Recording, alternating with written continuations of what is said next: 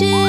விதைச்ச விதையும் இங்கு செடியா முளைச்சிருச்சு. பூவும் இல்ல காயும் இல்ல கனியாச்சு.